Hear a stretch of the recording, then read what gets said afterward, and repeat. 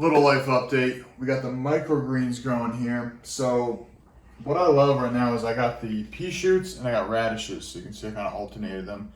So they grow a little bit differently. So I'm trying some different soil varieties here. Just kind of see what works. You know, different heights as well. This one's closer to light, that one's farther. I just like to play around to see what grows the best. You know, using all natural spring water from Simpson Spring. Make sure we got the best organic seeds, organic water, organic soil. And yeah, just experimenting.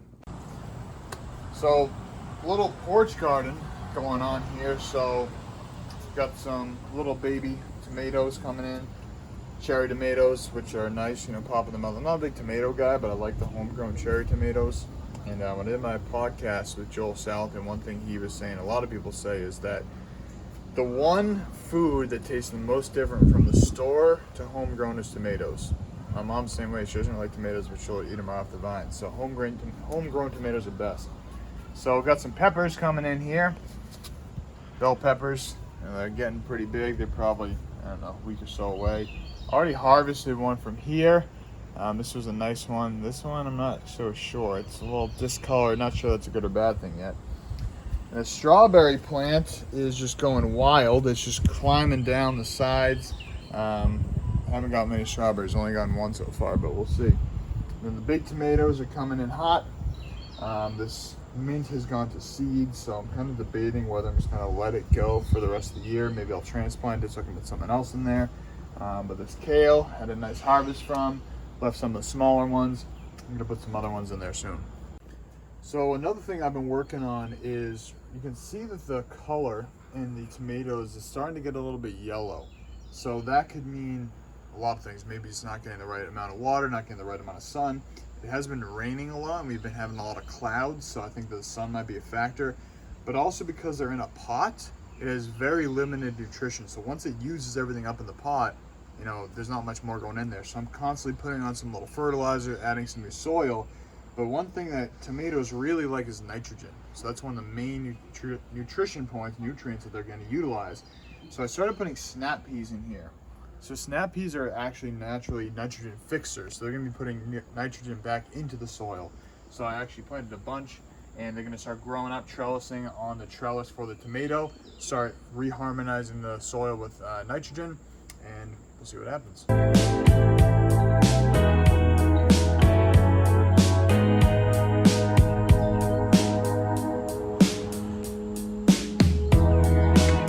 So the main garden, I finally decided to put a fence up. I was getting tired of the woodchuck coming in and wreaking havoc on everything. Should have done this probably about 4 months ago. And I also raised up the wall another 6 to 8 inches or so. So really bolstering it. This has been working pretty well. When I was going away, just got back from Maine and Lake George, New York. So I was like, I'm not going to be here.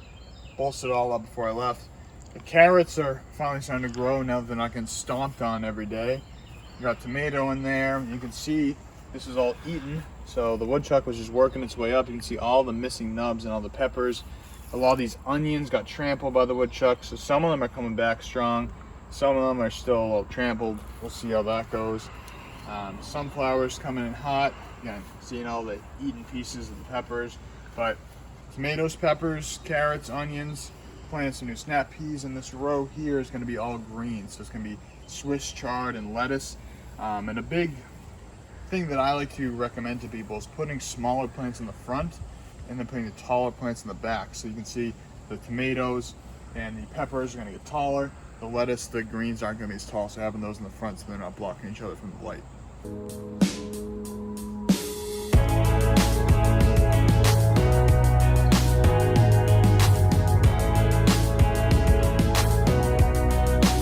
This corner garden is kind of a little hidden gem. This is mostly herbs, so having some bug issues over here. So you can see the mint is getting eaten. This was thyme.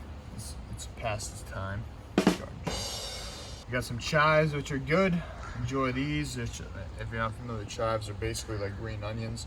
So you actually eat the top part of them. They have really nice flowers, which bees love. This little sage plant was from Mr. Jordan Chartier's house, the chief golf coach. So this is starting to grow. This started about this high with no roots, and it's coming back. And this is oregano, spreading nicely. I'm going to be drying some of that out soon, start using the herbs. This is another sage plant I got at the farmer's market.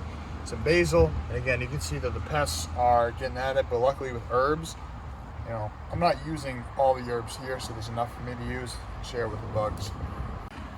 This is the corner garden, so I planted some new snap peas, which are going to trellis up here. So you can see the trellis already made from the spring. So what I like about, you know, cold weather crops is that you can use them in the spring, you know, the early spring, and also at the end of summer, early fall.